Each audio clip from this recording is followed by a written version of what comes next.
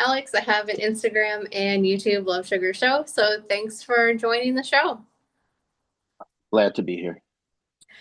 Today we're going to be talking about this awesome album. I actually listened to it last night a few times. I enjoyed it a lot. Well, thank you. So definitely a good listen. And the first question that I ask anyone that I ever interview is, how's everything going? Not just musically, but in your personal life as well. Oh, well, I talked to my shrink yesterday, so we don't have to do this part. I mean, taking stock, I would say, all things considered, not bad. I mean, ups and downs, gutters and strikes, as the dude says. But for the most part, things are on a positive, you know. Me personally, I've got decent health. I've got a good partner, supportive partner who's pretty great to me. I have an annoying dog who's looking at me right now. Um, I have a brilliant, kind young son who's 17 years old, who's just a really good kid. Um, and that's just so these are just in my house right now. Um, Mhm. I have functional vehicles. I have uh, thoughtful, kind, and talented bandmates. Not really struggling too badly financially. So I mean, things could be a hell of a lot worse. How about you? Yeah, going good. I mean, doing what I love to do. So things are great Awesome. I'm glad to hear it. More people should be in our position. for sure. So congrats on this release. Mm, thank you very much. So I want to ask, how does it feel to have this live recording out in the world? It's interesting. Um, because I mean, recording it was a spur of the moment decision. Now my dog Hmm. is really trying to get my. What do you want, bro? Well, he's allowed to be in the video too. We love dogs, so I love him too, but he only wants to do this if I'm talking to somebody. that's how it So, goes. yeah, oh, absolutely. Like, dad, dad, dad. Yeah, I really need your attention about this right now. Well, he's hard to ignore because he's like 100-pound German Shepherd. And so he's really irritated with me right now because he doesn't have my attention. Yeah. Um, so yeah, well, the idea of recording this, like you have to understand, um, we were playing at Lucky 13 in New York City in Brooklyn, Hmm. and probably like right before we went on, the sound man Kyle just kind of says like, oh, just so you know, I can do a multi-track recording of your set tonight if you want. I'll do it for $40. Oh, that's good. Yeah, it was just like, and we were like, say what now? And he's like, yeah, $40. Um, I'll email it to you afterwards in separate tracks, and then you can do whatever you want with it. I mean, if you just want to listen to it, whatever, whatever. Hmm. So like, we're going on stage. I'm like, Josh, do you have $40? Or I said to Josh, he's like, why? What's up? And I'm like, sound guy said he'd record our set and then send us the tracks, uh, afterwards. To figure, maybe we'll get something, maybe you won't. Josh was like, yeah, I'll give him $40. And I told him, yeah, go ahead, do it. And then like I promptly went on stage, and yeah, I feel like a golden girl describing this. Picture it, Brooklyn. No, I mean like we went on stage. It was really hot. It was relatively early summer in June, and Hmm. it was really hot in Brooklyn that night. And I promptly forgot about the recording aspect of it and just played the best I could. Hmm. And I always do, obviously, but like I played the best I could and hit it as hard as I could with all of my emotion and passion that I had on me at the time. Hmm. And I definitely overdid it. I what do you call it? I definitely uh, what's uh, I was dehydrated from Yeah. sweating a lot. I definitely kind of had heat stroke. And by the time we were done the set, I don't remember what was going on. Like I was just, throwing down as hard as I could. We got done Hmm. the set. I could like barely lift my arms. That's how dehydrated I was. I was really out of it. Oh, And dang. yeah, I mean, I don't know. I can't not go as hard as I can. You know what I mean? Yeah.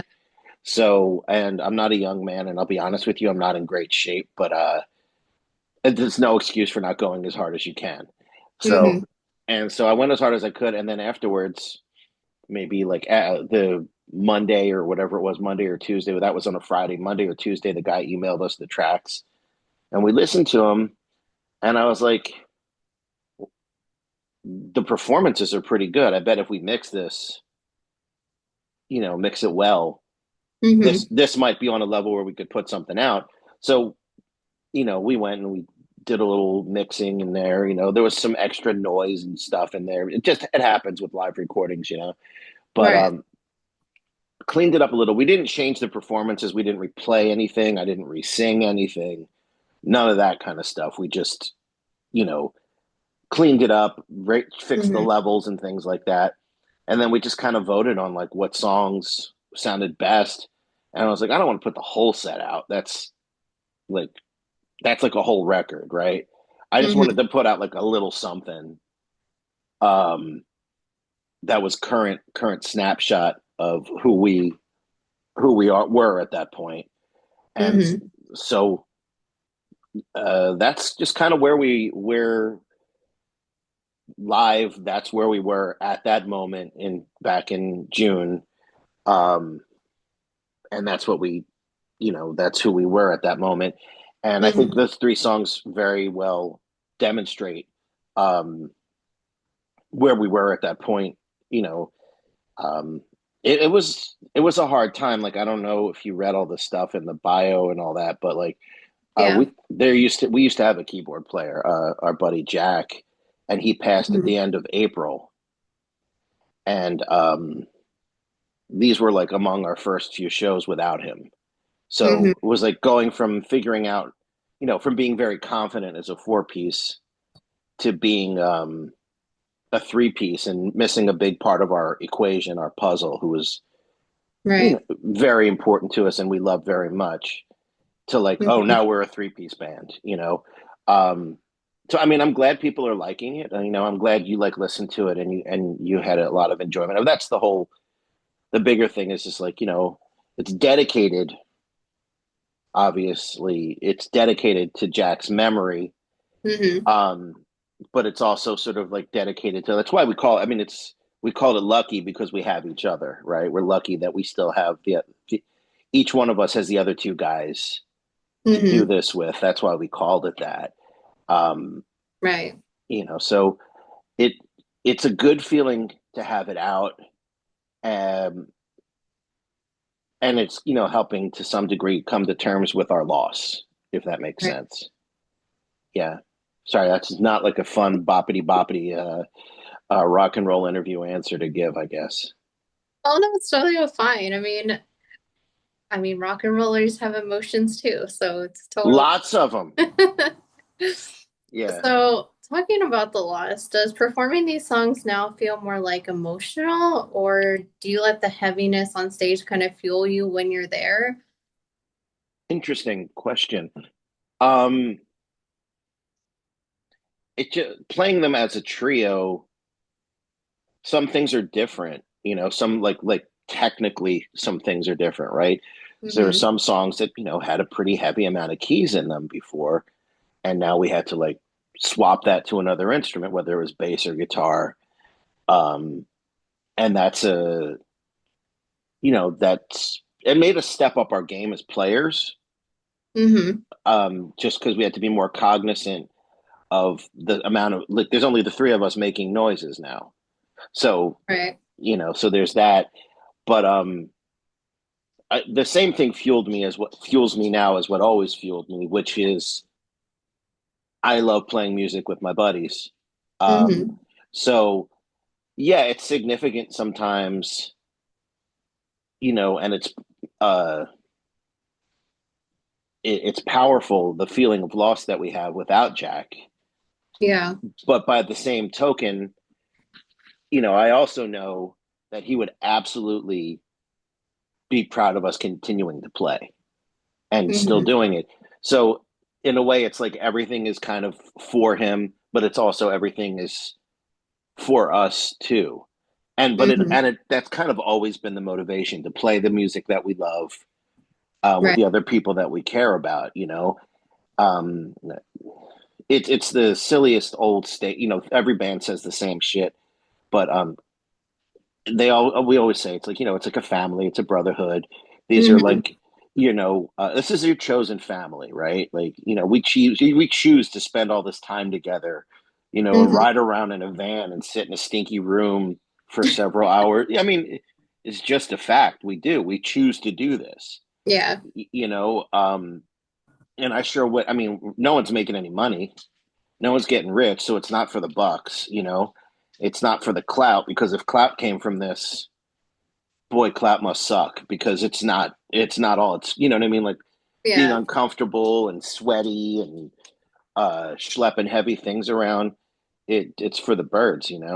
But it's, you do Right. it for that 45 minutes you get, right, or the creative bump you get from it when you're writing it, and the release of energy that it is when you play it in front of people. Right. If you're doing it for any other reason, I don't know why you're doing it. Like that, you're doing it for the purity of the happiness and joy it brings you to Hmm. whatever it is. So I think, to answer your initial question, I think the motivation and the still comes from the same place. We just kind of have Jack in our minds and in our hearts instead of like right next to us. Right. And that's special because, I feel like it kind of brings him into the band even if he's not physically there. 100%. I'll tell you one thing. You see on the album cover, we have that pair of sunglasses between the L and the V in live. Yep. Which is right here for Yeah. Ruben. Um, so that's actually kind of shorthand. Jack always wore white sunglasses. That was his thing. Like it Oh, okay. was, so that's him in the word live there, in the white sunglasses. And our drummer, Mike, always brings white sunglasses with him to shows, and he clips them on the front of the drum set for Jack. It's That like, is really cool. yeah, yeah, we're talking. I think I'm probably going to do it. I'm probably going to get a pair of white sunglasses tattooed on the back of my hand here for Jack. And I don't know if the other guys are going to do it, but I think I'm going to do it so that I can just kind of be like, you know, Yeah, that would be really sick. I think that's a great way to remember him and he's still a part of the band even. yeah, he was a really interesting, fascinating guy, and incredibly talented and so much fun to have around. I don't know anyone personally. I don't know anyone who didn't just adore him. Yeah. Well, that's a good thing. Absolutely a great thing. Yeah. So I have to ask, was there a specific moment when you were playing the show where you thought, yeah, we're back. Like this feels right. This feels good. Um,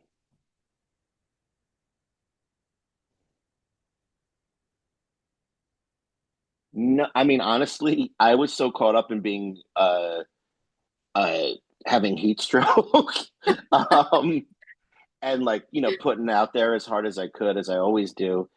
Like, so I mean, I've been in trios before, right? So Mhm. just getting used to this band being a trio was like what we did at rehearsal. You know Yeah. what I mean? So playing this particular show was just what I mean. It's it's kind of like, on part of my head, I'm like, ah, I really wish Jack was here for this, because we were in New York. He loved New York. I know he Yeah. found us a great place to eat.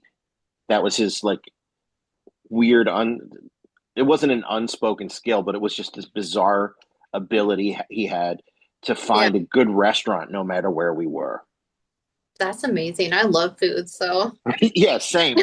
Yeah, and like, and he was a real epicure. So, you know, it'd be like 3 o'clock in the morning in the middle of Maryland, like nowhere, Maryland. I'd be like, oh, there's a diner 2.3 miles from here. They're open 24 hours and they have 5 stars on Yelp. I'd just be like, lead me to it, Jack. Like lead the way. And hmm we would just sort of we'd go there, and he was never wrong. Like we'd always sit down at this restaurant, and it always have like just great food. He just had like he was like a homing pigeon for good restaurants or whatever, and Mm-hmm. he always found us great places to eat. Um, Yummy. yeah, it was great. So I mean, that's what I was thinking. I was like, we're in Brooklyn. I know damn well Mm-hmm. Jackie Boy would have found us an amazing like a 24-hour banh mi restaurant or something like that with gluten-free bread.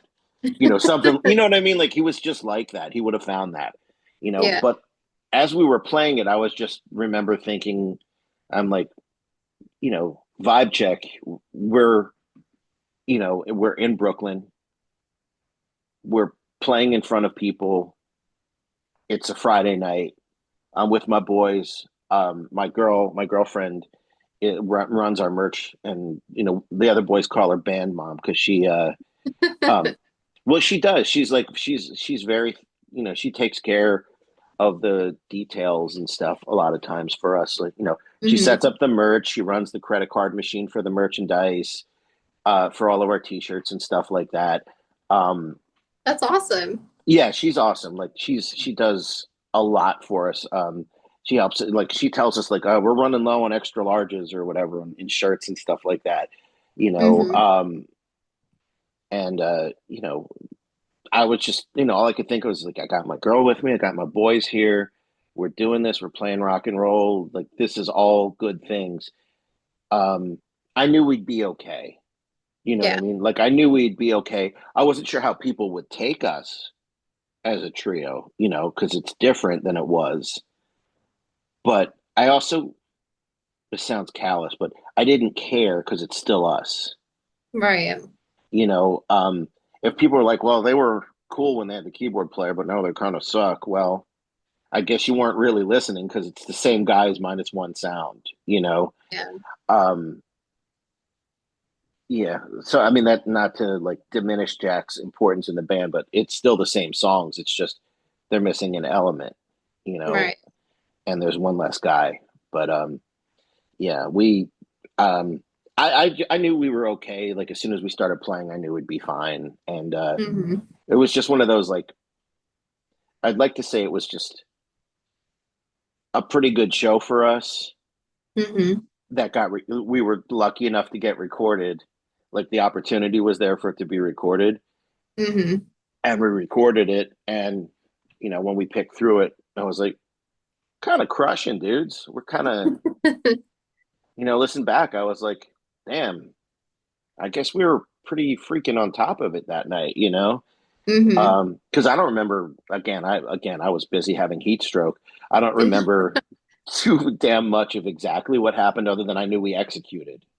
Yeah. Uh, but beyond that, I'm like, most of it's kind of, you know, that's how I am most of the time. As long as there's not, we call them adventures, like Yeah. where like somebody loses the script in the middle of the song. We call it Oh. having an adventure, where it's like, oops, oops, like what just happened? Like you have a brain fart, and all of a sudden it's like, somebody got lost here. We call it having an adventure. Um, Mm-hmm. but I don't remember like any adventures where we weren't 100% locked in. So I was like, all right, well, we didn't have any adventures, so it must be pretty good, you know? Yeah, for sure. Yeah. And then listening back, I was like, if this is how we always sound, I'm not mad at that. Yeah, that sounds, I like how you mentioned like you guys call it an adventure, versus, something else. Like, oh, do we have an adventure tonight? No. Okay, it was a good Hmm. show. Yeah, we always talk about that after our sets. We're like, I don't think we did, there's like Josh will be like, couple of minor adventures there. Uh, you know, Yeah. yeah, yeah. I mean, instead of calling them mistakes or fuck ups, it's a lot better to, because an adventure just means you went someplace else, right? You did a little something, you took a little trip someplace, maybe unplanned. Yeah, I love that. I think I'm gonna steal that from now on. Like, it's not a mistake, it's an adventure. Isn't it though? Isn't everything an adventure? It's all in how you perceive it. Exactly. So with these three tracks, four tracks. What are you planning to do since the whole show is recorded? Is that going to turn into an album at a later point, or is it just something that you're keeping for yourselves? I think what we did was we cherry picked some stuff that specifically, I mean, obviously it was like a whole whatever it was, a 8 or 9 song set, and we cherry picked three of the songs out of there that I thought we felt were like Hmm. representative of the best stuff we did that night, and also um, two of the songs that are the first two songs come from our most recent record, Little Wars, which came out on Black Doomba Records this past August. That is not this one, not just this past August, but the August of 2024.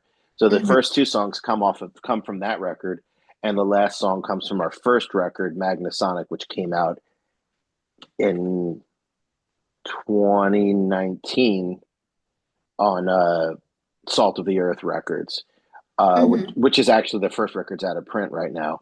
But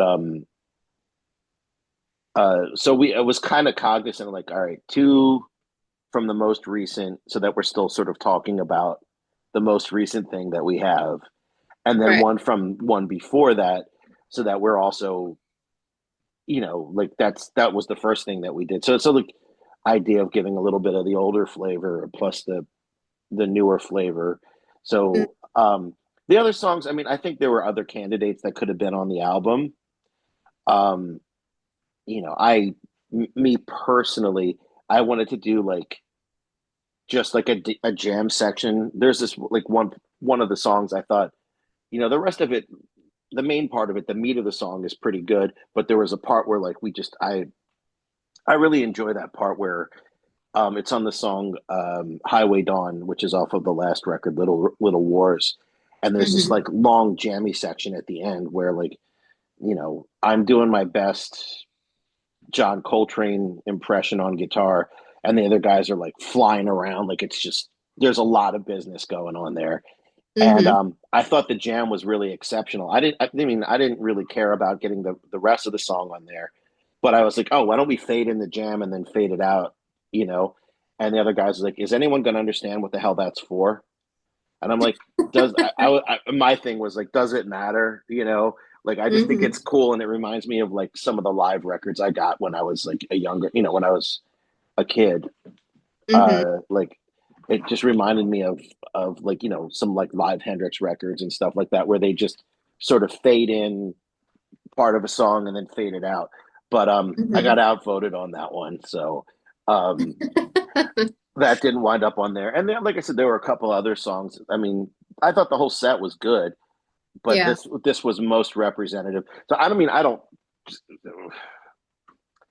think we're going to do anything else with the other songs. I don't see that happening.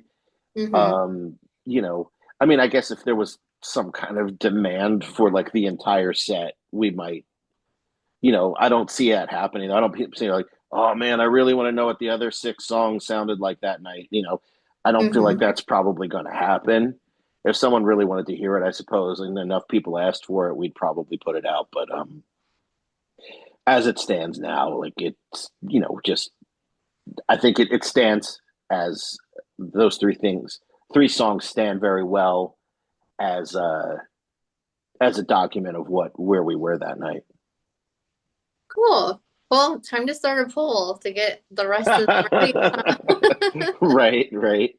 I mean, yeah, like I said, if people really wanted it, I guess we would do it. But like, again, I don't see that happening. I can't imagine anyone would be that interested.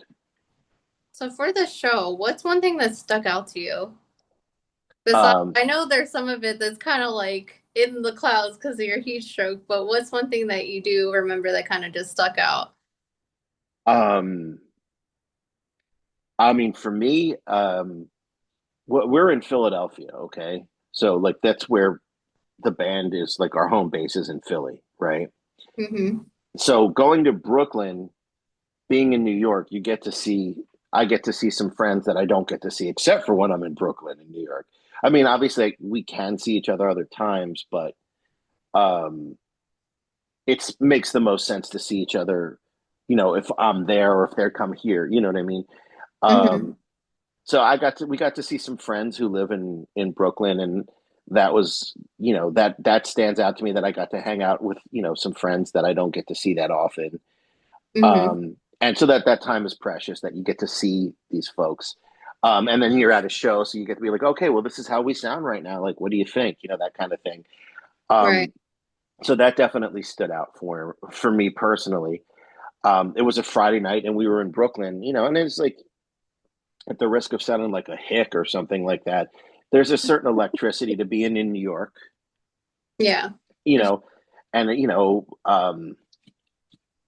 and you're not home, you're in a different city, Hmm. and that's kind of a big thing. And then there were some other bands on the bill that we were friends with that was cool to see them as well. And there's that sort of, like I said, electricity of being in Brooklyn on a Friday night. And Hmm. the other thing was, like, that weekend was we had three shows in three different states that weekend. I wouldn't call it a mini tour because we didn't stay out, overnight for any of Yeah. them. Because none of them were far enough away for us to have to stay out overnight. So it was Hmm. like, on Friday we played Brooklyn. On Saturday we played the Maryland Doom Fest, and then on Sunday we played in Philly. So we got to come home and take showers and sleep in our own beds every night. That's But good. it was like a busy weekend. So one of the things I do remember that was special about the night, um, for me, was like knowing it was the first night of a weekend full of music. Hmm. Where and like I had a feeling that the Friday night show was going to be pretty fun. I knew the Saturday night show at Doomfest was going to be pretty emotional for all of us.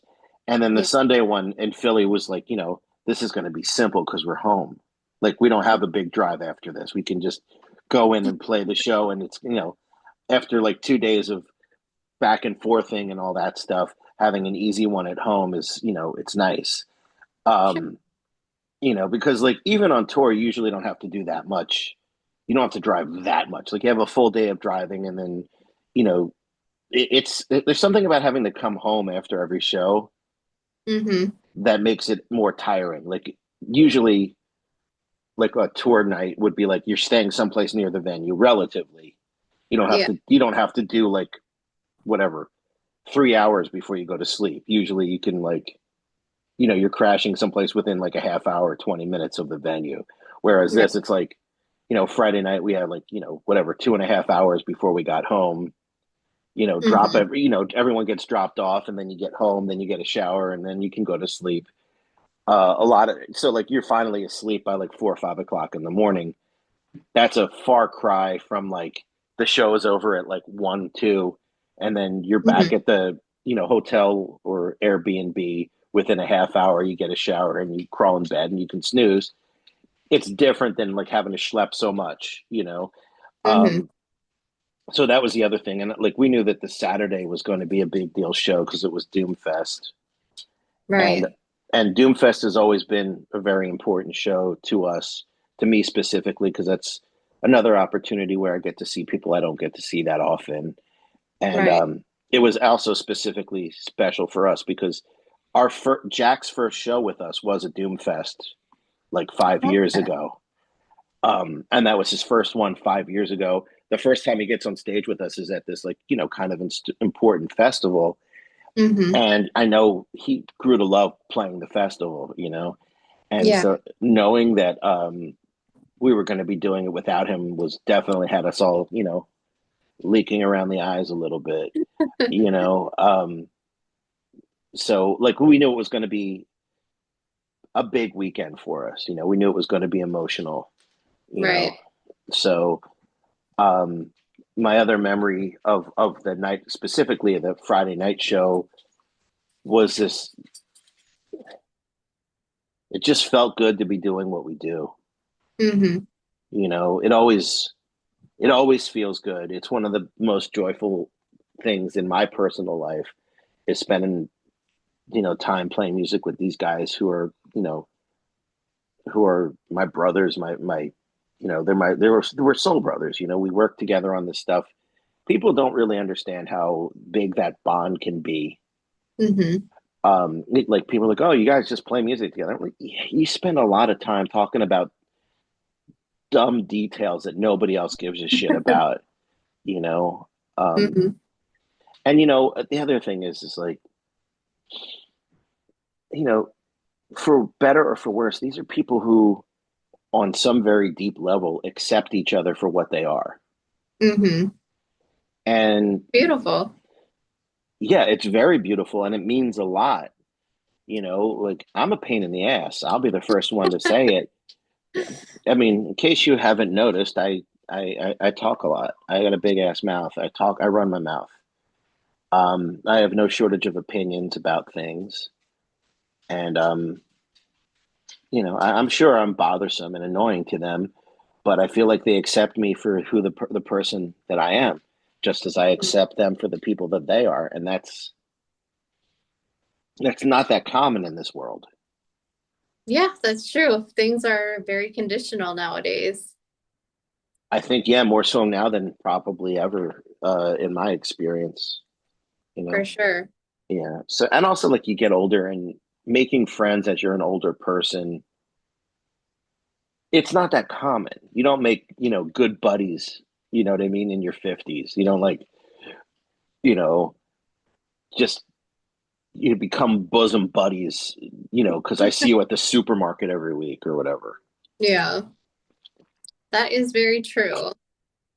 So I do have one last question here for you. Is there Certainly. anything you'd like to say to people who have been with you from the beginning or anyone who wants to check out these few tracks that are live? First of all, anyone who's been with us from the beginning, bless your hearts. And I don't mean that in like the Southern way. I mean, bless your hearts for listening to us and giving us your attention and your patronage and uh, your ears for this number of years. That's a big deal for us. We appreciate it. Um, the other thing I would say is like, if you haven't heard us or you don't, if you haven't seen us live, if you've just heard the records, which I think the records are very good, but the live experience is different. Hmm. Um, I think we make sort of semi weird records, um, whereas the live performance is a lot more straightforward. I think our records lean closer to like more experimental stuff with like a really good core. Like the core is like good songs and good performances, and then we'll stretch out and do some weird shit on top of that. Whereas live, we don't get so weird. I mean, it's we want to rock live. We want Hmm. to deliver the goods live. That's our goal. And I think we achieve that. I think we at this point have the energy of like an old school power trio, a la West Bruce and Lang, or Mountain. Um, I mean, I wouldn't say the Hendrix Experience because that would be reaching too far, but something along those lines of an old school power trio. And Hmm. I mean, I think objectively speaking, we're a good rock and roll band. We're a good like heavy rock band. And if you haven't heard our live stuff, this is a very good way to get a sniff of what it's like when we play, when we throw down, when we're in front of people and we're playing. And I think it's worth hearing for just that alone. And if you haven't heard us at all yet, this is also a good place to start because like a lot of our heart and personalities, right? It's just three guys. It's just three guys. We make a hell of a racket for just three dudes. Um, and I think the songs are good. And what we don't have maybe in technical skill, we make up for with passion. We're sincere. We're passionate. All of these songs mean something to us. So if you want to hear a good band play songs that they're serious about, that they have a lot of passion behind, I think this is a good place to hear it. And the great part for anyone watching this interview is it's out, so you don't have to wait to hear it. And Yes, this is ma'am. the name of it. It's right here. And I'll put all the links down below so you can click on it and listen to it yourself. I listened to it, I think, about 3 or 4 times last night. So I really appreciated it. Thank you, Alex. Appreciate it. And if you just want to tell everyone where's the best way that they can give a listen to it or download it or whatever they want to do. Absolutely. You could go to our Bandcamp, which is we're Thunderbird Divine on Bandcamp. I don't think there's anybody else called Thunderbird Divine on Bandcamp. Um, so you can find the EP there. You can also get it on iTunes and all the other streaming services. I believe you can find it on YouTube as well. If you're that kind of person, it's on Spotify and probably just about every other streaming service you can picture from, like I said, from iTunes to some of these I've never even heard of, but they're like Doozer and iHeartRadio and all those other things. It's all of those places. If you do a search for Thunderbird Divine and Live Loud and Lucky, you will find it. I have faith that people know how to use the internet. All right. Well, thank you again for taking the time for doing this interview. Thank you, Alex. Appreciate it.